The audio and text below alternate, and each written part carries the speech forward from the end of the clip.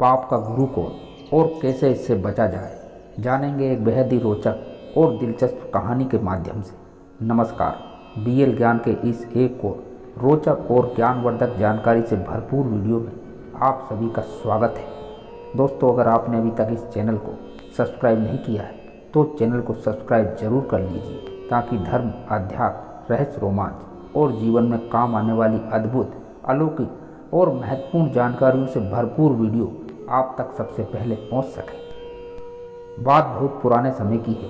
एक पंडित जी कई वर्षों तक काशी में शास्त्रों का अध्ययन करने के बाद अपने गांव वापस लौटते हैं।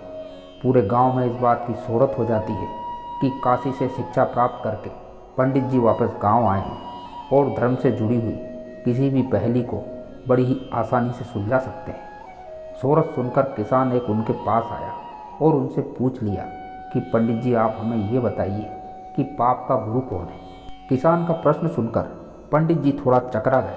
उन्होंने धर्म व आध्यात्मिक गुरु तो सुने थे, लेकिन पाप का भी कोई गुरु होता है, ये उनकी समझ और ज्ञान के बाहर था। पंडित जी को लगा कि शायद उनका ज्ञान, शायद उनका अध्ययन अभी भी अधूरा ही रह गया है। इसी बात पर विचार करके वे एक बार फिर काशी लौट आए। अनेक गुरुओं से वहाँ पर मिले, लेकिन उन्हें किसान के सवाल का जवाब नहीं मिला। अचानक एक दिन उनकी मुलाकात एक गणिका यानी वेश्या से हो गई। उसने पंडित जी से परेशानी का कारण पूछा तो उन्होंने अपनी समस्या उस गणिका को बता दी। गणिका बोली, पंडित जी, इसका उत्तर है तो बहुत सरल, लेकिन उत्तर पाने के लिए आपको कुछ दिन मेरे पड़ोस में ही रहना होगा। पंडित जी इसी ज्ञान के लिए तो भटक रहे थे, इसीलिए वह वेश्या की बात पर तुरंत ही तैयार हो गए। वेश्या ने अपने पास ही उनके रहने के लिए एक अलग से व्यवस्था कर दी। पंडित जी किसी के हाथ का बना खाना नहीं खाते थे और अपने नियम, आचार और धर्म परंपरा के कट्टर अनुयायी भी थे। गणिका के घर में रहकर अपने हाथ से खाना बनाते बनाते कुछ दिन तो बड़े आराम से बीते, लेकिन अभी भी पंडित जी को अपने सवाल का जवाब नहीं मिला। वह उत्तर की प्रतीक्षा में रहे। एक दिन गणिका बोली कि पंडित जी, आपको भोजन पकाने में बड़ी तकलीफ होती है। यहाँ देखने वाला तो और कोई है नहीं। आप कहें तो मैं नहा धोकर आपके लिए भोजन तैयार कर दिया करूं।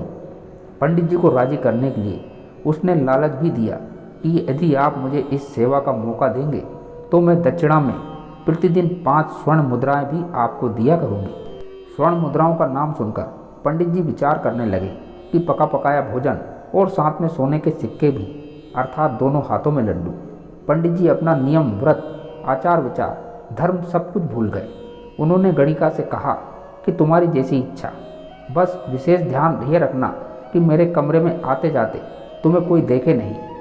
पहले ही दिन कई प्रकार के पकवान बनाकर उसने पंडित जी के सामने परोस दिया, पर जो ही पंडित जी ने खाना खाना चाहा, उसने सामने से परोसी हुई थाली खींच ली। इस पर पंडित जी बहुत क्रोधित हो गए और बोले, ये कैसा मजाक है। वेश्या ने कहा, ये मजाक नहीं है पंडित जी, ये तो आपके प्रश्न का उत्तर है। यहाँ आने से पहले आप भोजन तो दूर, किसी के हाथ का पानी भी नहीं पीते थे, मगर स्वर्ण मुद्राओं के लोभ में आपने मेरे हाथ का बना खाना भी स्वीकार कर लिया। ये लोभ ही पाप का गुरु है। तो मित्रों, हमें इस कहानी से यही शिक्षा मिलती है कि लोभ ही पाप का गुरु है। अतः हमें किसी भी तरह के लोभ लालच को जीवन में अपनाए बिना जीवन जीने का प्रयास करना चाहिए। और दूसरी शिक्षा ये कि ज्ञान देने वाला चाहे कोई भी हो, वही हमारा असली गुरु होता है। हमें आशा है कि अभी तक आप हमारे इस चैनल को सब्सक्राइब कर चुके होंगे।